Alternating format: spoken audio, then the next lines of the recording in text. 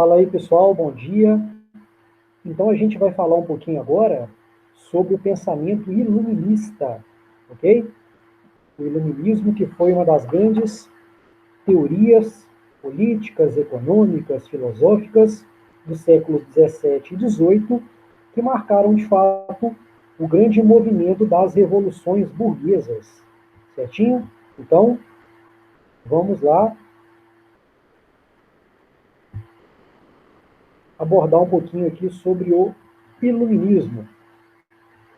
Pessoal, então é o seguinte, vamos entender o iluminismo não só como uma filosofia. Fala-se, né? Filósofos iluministas, filosofia iluminista. O iluminismo foi uma filosofia? Foi também, né? Mas foi também um movimento político, econômico, social. A gente tem que entender o iluminismo como sendo a grande pólvora das revoluções burguesas, certo? Então, quando a gente olha as revoluções do século XVII, XVIII, Revolução Francesa, Revolução Inglesa, independência das 13 colônias, independências da América Espanhola, né?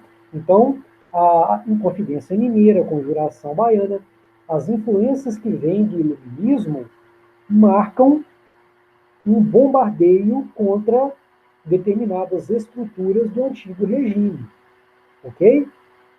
Bom, então a gente tem o seguinte: a filosofia iluminista, para ela acontecer muito fortemente no século XVIII, embora tenha começado na Inglaterra já no século XVII, a gente tem essas pré-condições aí.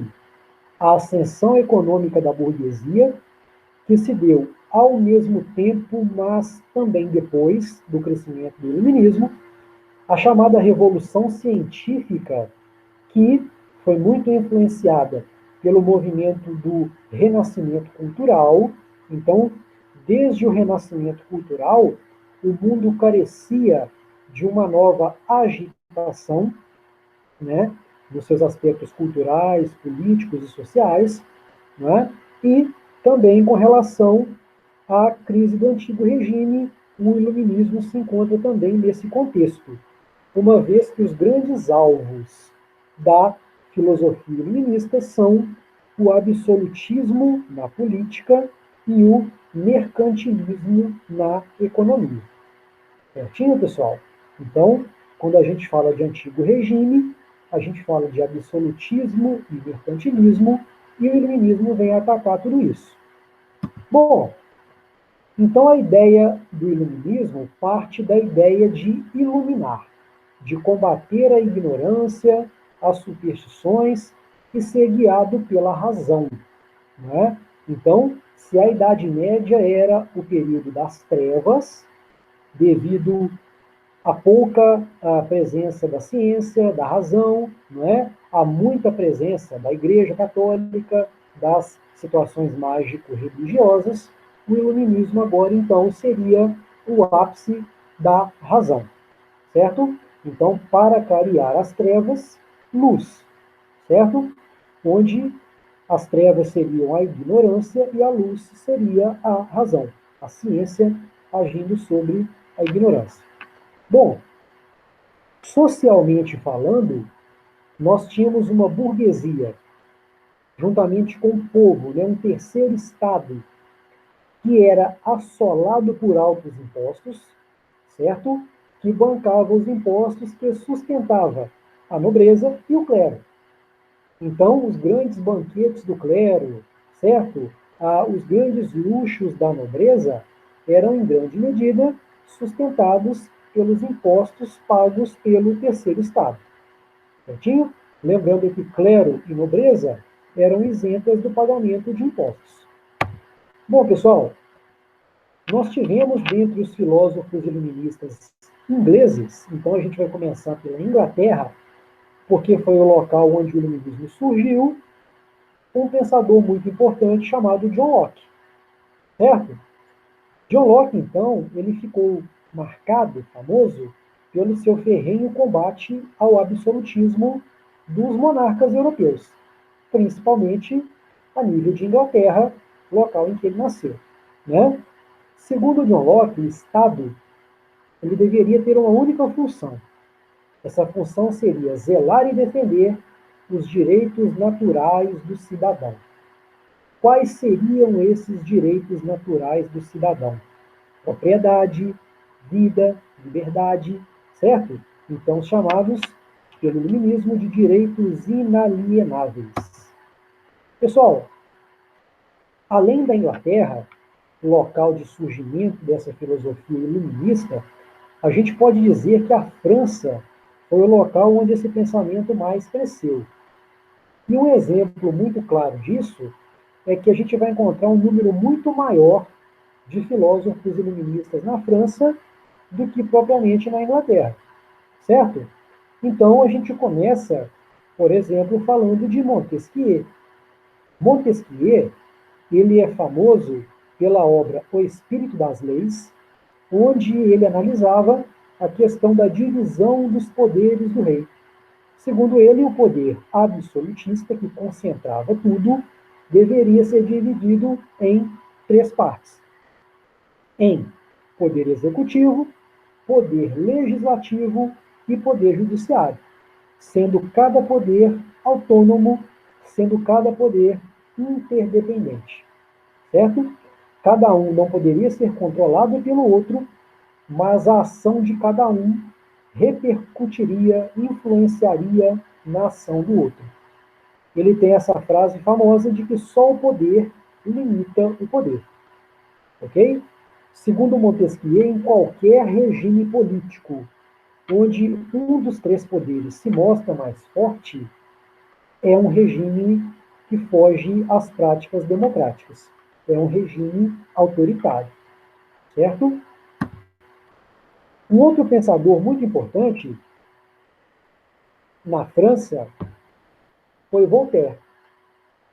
E Voltaire, ele era apontado, em alguns aspectos, como um iluminista radical, principalmente por ele ser um ferrenho defensor da liberdade de expressão, certo? E, por outro lado, ele era um ferrenho crítico da Igreja Católica. Mas não por ele ser ateu, porque, na verdade, a maioria dos iluministas era deísta. Eles acreditavam em Deus, mas acreditavam que o uso da razão poderia levar ao conhecimento de Deus. Voltaire, ele era crítico da Igreja Católica com relação à violência e à imposição da Inquisição Católica, que perseguia, torturava e matava pessoas, né? Então, segundo Voltaire, nós temos aí duas frases, duas expressões muito marcantes dele, né? Então, segundo ele, só haverá liberdade quando o último rei for enforcado com as tripas do último padre. Isso aí é altamente forte, né, pessoal? E uma outra frase importante dele é que posso não concordar com nenhuma das vossas palavras, mas defenderei até a morte o vosso direito de enunciá-las. Ou seja, se na primeira afirmação, na primeira expressão, ele está criticando as monarquias e a igreja, na segunda, ele está defendendo o ideal da liberdade de expressão. Okay? Então, para vocês responderem a várias questões, é sempre bom lembrar. Falou de Voltaire, falou da liberdade de expressão. Está aí, então, uma imagem de Voltaire, onde ele fazia fortes críticas ao Estado e à Igreja, e com relação à Igreja ele ainda falava esmagai a infame, né? No sentido que a Igreja Católica deveria perder os seus grandes poderes que tinha nessa Europa aí do século XVIII. Ok? Pessoal, para a gente falar de mais um grande pensador francês e encerrar a primeira parte da nossa aula, nós temos aí Jean-Jacques Rousseau, certo? Então, o Rousseau, ele é o famoso filósofo do contrato social, certo? Todo mundo conhece essa expressão dele, de que o homem nasce bom, a sociedade o corrompe. Então, nós temos aí um posicionamento de Rousseau que tanto é diferente do posicionamento de Thomas Hobbes, lá do absolutismo, que afirmava que o homem nascia mal, certo? O homem era mal por natureza, o homem era o lobo do homem, como também era diferente do próprio John Locke, o primeiro iluminista que nós analisamos hoje. Para John Locke, o homem simplesmente não nascia nem bom nem mal, ele nascia vazio, certo? A convivência na sociedade preencheria este homem. Então, quando a gente olha Rousseau, a gente consegue perceber uma coisa semelhante entre ele e o John Locke. Embora para o Locke o homem nascesse vazio e para o Rousseau o homem nascesse bom, né? O homem sempre nascia bom, nós temos a ideia de que em ambos o determinismo prevalece. Aquela ideia do meio ser atuante e forte sobre a pessoa, certo? Então, concordam Rousseau e Locke no aspecto do determinismo. Pessoal, dentro da obra, então, O Contrato Social, a maior obra do Rousseau, nós temos que a soberania das decisões políticas, ela caberia não ao rei, mas caberia ao povo. No povo, na nação, reside o poder, certo? O povo exerceria o poder por meio da prática do voto, certo? E todos os homens, na visão de Rousseau, isso também é uma visão de outros iluministas, os homens nasceriam livres e iguais em direitos. Mas aí a gente tem que ter muito cuidado, porque essa igualdade que o iluminismo está pregando é a famosa igualdade burguesa. É uma igualdade onde quem pertence à mesma classe social é todo mundo igual, mas quem pertence a grupos sociais diferentes não tem igualdade aí. É uma igualdade econômica. Um burguês é igual a outro burguês. Um pobre é igual a outro pobre. Mas um pobre não é igual a um burguês. Nem em termos econômicos, nem em termos de direitos. Certinho?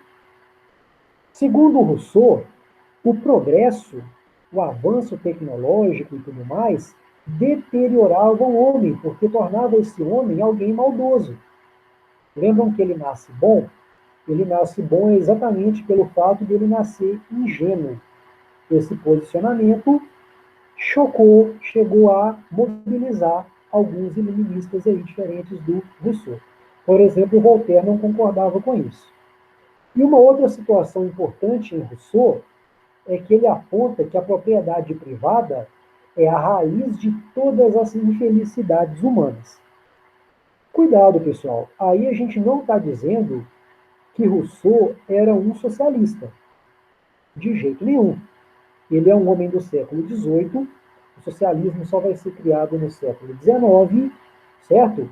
O fato dele criticar a propriedade privada não o qualifica enquanto um socialista, certinho?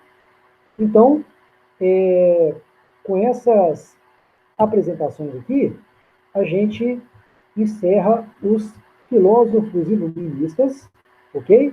Na próxima aula, a gente vai detalhar um pouco mais sobre aspectos econômicos do iluminismo e falar também do despotismo esclarecido, que é uma outra vertente dessa filosofia. Certinho?